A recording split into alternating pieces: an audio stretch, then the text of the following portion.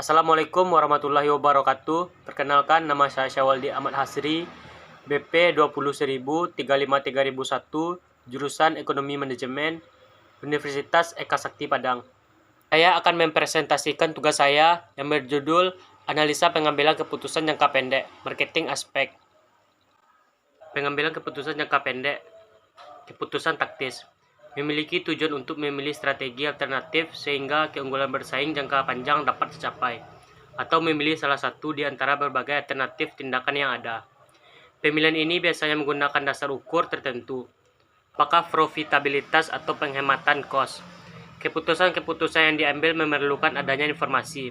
Semakin tinggi kualitas informasi, semakin tinggi kualitas keputusan yang diambil. Pertimbangan etika dalam pengambilan keputusan. Dalam pengambilan keputusan jangka pendek, masalah etika selalu mengitari cara di mana keputusan diimplementasikan dan pengorbanan sasaran jangka panjang yang mungkin untuk hasil jangka pendek. Informasi kos relevan sangat bermanfaat dalam proses pengambilan keputusan jangka pendek. Langkah-langkah dalam proses pengambilan keputusan. Yang pertama, menentukan masalah penekanan pada tujuan yang diinginkan. Yang kedua, mendapatkan informasi yang relevan. Yang ketiga, mengidentifikasi berbagai alternatif tindakan. Yang keempat, membuat keputusan. Selanjutnya pengertian. Untuk pengertian di sini saya akan menjelaskan yang pertama differential cost, yaitu perbedaan cost relevan antara dua alternatif atau lebih. Yang kedua, unfaidable cost, cost yang tidak akan berbeda di antara berbagai keputusan, baik terjadi di masa lalu maupun di masa yang akan datang. Yang ketiga, sunk cost, yaitu cost masa lalu. Yang keempat, opportunity cost, manfaat atau benefit yang dikorbankan karena menolak satu alternatif, sementara menerima alternatif lainnya. Cost relevan. Pengertian dari cost relevan adalah biaya masa yang akan datang yang berbeda besarnya pada setiap alternatif, berhubungan dengan masa yang akan datang, dan jumlah biaya tersebut harus berbeda dari alternatif satu ke alternatif lainnya. Contoh cost relevan yaitu biaya tenaga kerja alternatif, membeli atau membuat. Cost yang tidak relevan yaitu biaya depresiasi dan biaya sewa. Biaya relevan. Dalam pengambilan keputusan jangka pendek, konsep biaya relevan merupakan suatu konsep yang penting. Biaya relevan adalah biaya yang akan datang di masa yang akan datang, dan biaya tersebut berbeda di antara alternatif yang ada. Biaya relevan ini ialah biaya yang dapat dihindari dan harus selalu dipertimbangkan dalam setiap kali mengambil keputusan oleh manajemen. Ciri-ciri biaya relevan: yang pertama, biaya yang dapat dihindari dengan suatu keputusan manajemen. Yang kedua, biaya tersebut belum terjadi atau masa depan. Biaya yang akan terjadi itu memilih nilai berbeda untuk setiap alternatif. Yang keempat, biaya tersebut benar-benar memberi pengaruh di dalam keputusan.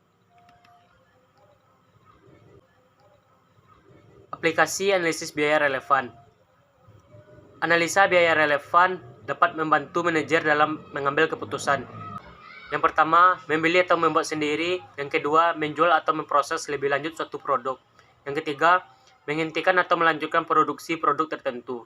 Yang keempat, menerima atau menolak pesanan khusus. Untuk penetapan harga berdasarkan biaya pendapatan harus menutup biaya perusahaan untuk menghasilkan laba.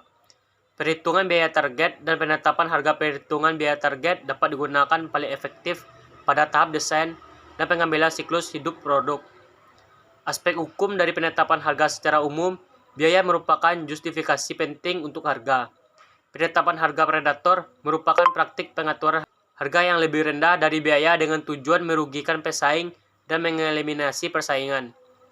Harga predator dalam pasar internasional disebut dumping.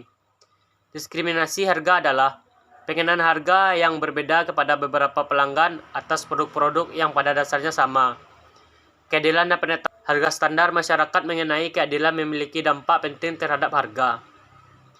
Eksploitasi harga dikatakan terjadi ketika perusahaan dengan kekuatan pasar menghargai produknya sangat tinggi.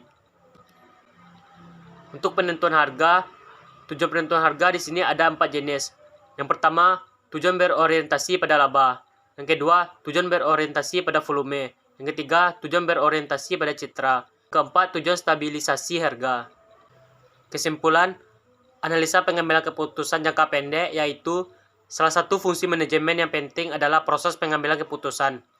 Tujuan dari keseluruhan pengambilan keputusan strategis adalah untuk memilih strategi alternatif sehingga keunggulan kompetitif jangka panjang dapat tercapai. Baiklah, terima kasih. Sekian presentasi saya, semoga berkenan. Assalamualaikum warahmatullahi wabarakatuh.